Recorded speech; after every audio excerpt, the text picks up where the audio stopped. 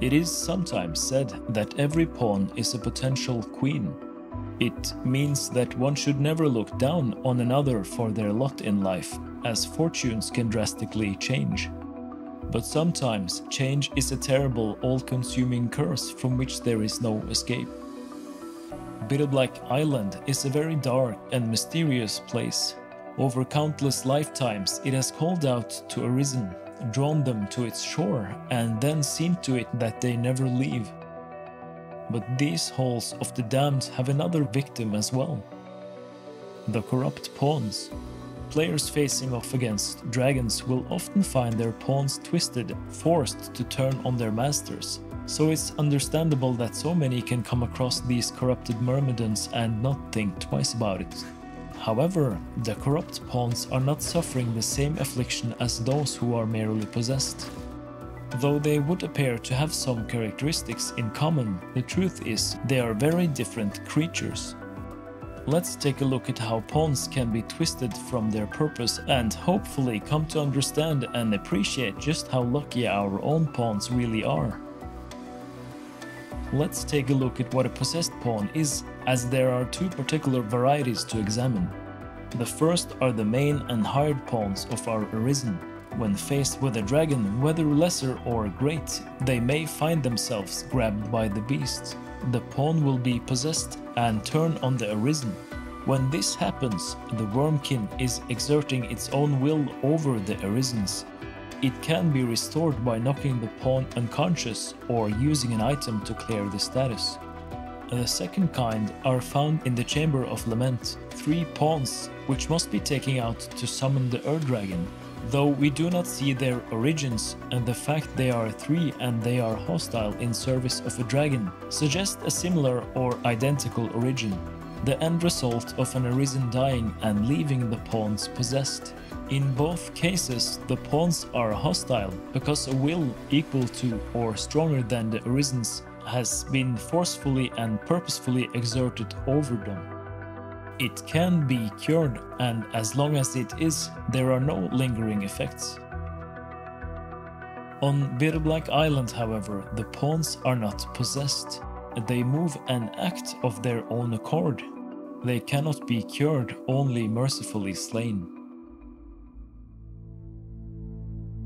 Though they cry out in despair for masters who shall never answer their call, they fight in a misguided attempt to have the Arisen always stay near them. Aside from the pawns being hostile towards the Arisen, they are as different as night and day despite appearing the same on the surface. So let's look at the Bitterblack Island pawns to see why this is. The evidence is circumstantial, but that is still enough to make a case. Let's start with the one question we can answer for certain, the only one that is unambiguous. Where did they come from? Arisen. And to be clear, no Arisen we ever meet. Every corrupted pawn belongs to an Arisen long dead. Though we meet a number of Arisen on Bitterblack Island, Baroque, Olra, Ashe, and even Death, all of them are without their own pawns. And yet we meet so many. A simple run through the island can lead to encounters with nearly a dozen or more. Just one encounter with a group can account for thousands of Arisens created, trapped, and killed. The earliest of these pawns, even taking the multiverse into account, would be thousands of years old. By all appearances, our party is the first to visit in centuries, and the proof of this lies in the pawns themselves. Among the different vocations like hybrids, Magic Archer, Mystic Knight, and Assassin, of these, Magic Archer is the most intriguing since we find corrupted pawns with this vocation, despite pawns not being able to select it in the modern day. This would seem to be a relic of the past, and of the distant past at that.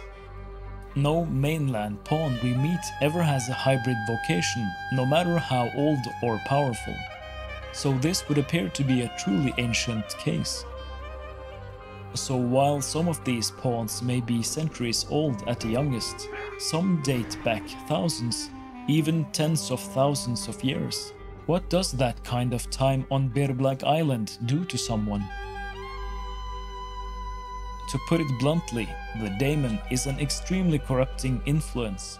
Everything on the island, including the island itself, is subject to its corruption, and all it takes is a lack of necessary willpower. We only meet two individuals with strong enough will to resist being corrupted, the Arisen Aura and Barak. We also meet one who resisted it for hundreds, if not thousands of years before succumbing, Death, formerly Arthicus. Beyond that, we find countless creatures twisted and mutated by the unworldly power that pours from the daemon. Ogres, cyclops, even wormkin, and of course pawns. The pawns are among the most pitiable of the corrupted denizens. They have lost their masters, and thanks to the daemon's influence, been denied a true bestowal of spirit. They have instead been granted a twisted lesser facsimile, one incomplete and which rings so hollow in their ears. They seek to be reunited with purpose, but they are lost in every way imaginable. They sense the Arisen and beg to be theirs, but they show it by trying to prove their worth and value in deadly combat. They are beyond help. Like the family in The Color Out of Space, they are irretrievably under the control of the monstrosity they sought to conquer. It is likely that each and every pawn somehow sees in the Arisen their own master, and they seem to be calling out for and speaking to a specific individual. You are real, but they see the illusion of their past. One thing every Arisen we meet on Bitterblack Island has in common is the loss of their pawns. But the depths of the island tell us just how rare this really is, as dead Arisen far outweigh dead pawns. And there is no cure for this madness. All you can do is kill them in mercy. So corrupt and tainted are these pawns that they cannot even rejoin the rift. Their bodies lay where they fall until being consumed by the various necrophages wandering the island.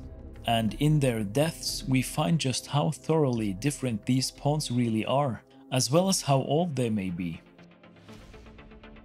3 of their possible drops give us clues about them and their fallen Arisen. The first is the Sulfide rift fragment. Its in-game description reads as follows: a rift fragment that lost its luster as its nature changed.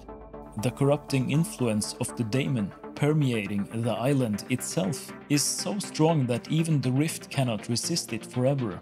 Pawns are part and parcel with the rift, and this is very suggestive that their psychological and physiological makeup has changed at a fundamental level.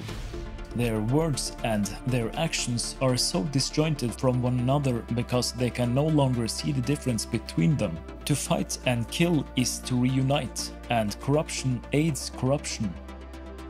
The next item of interest is the blood-stained Periapt, a charm stained deeply with blood.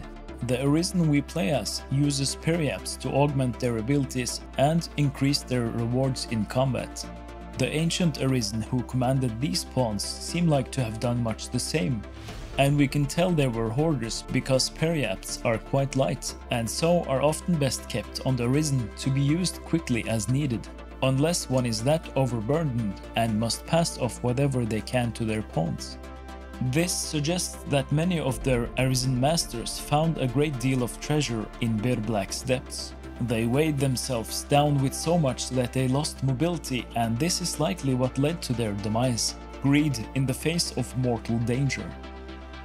Finally, we come to the idol of the All-Mother, a sculpture depicting the god of an ancient myth. This statue is very telling of the age of these pawns.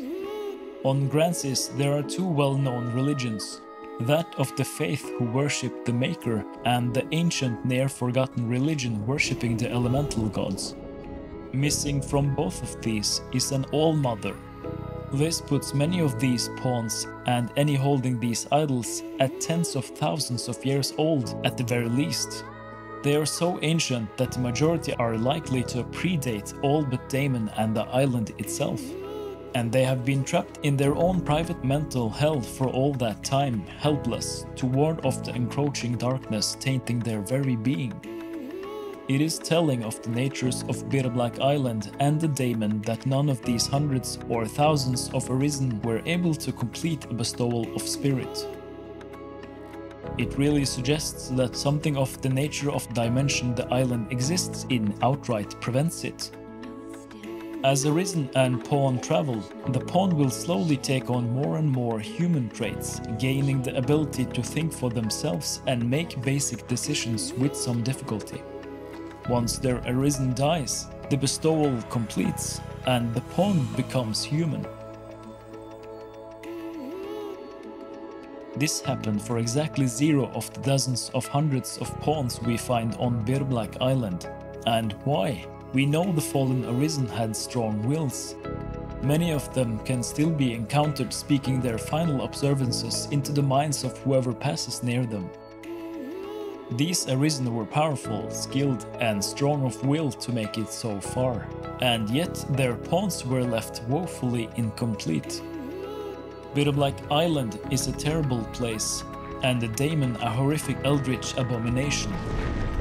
None save the strongest and most hardened can resist the corrupting influence for long.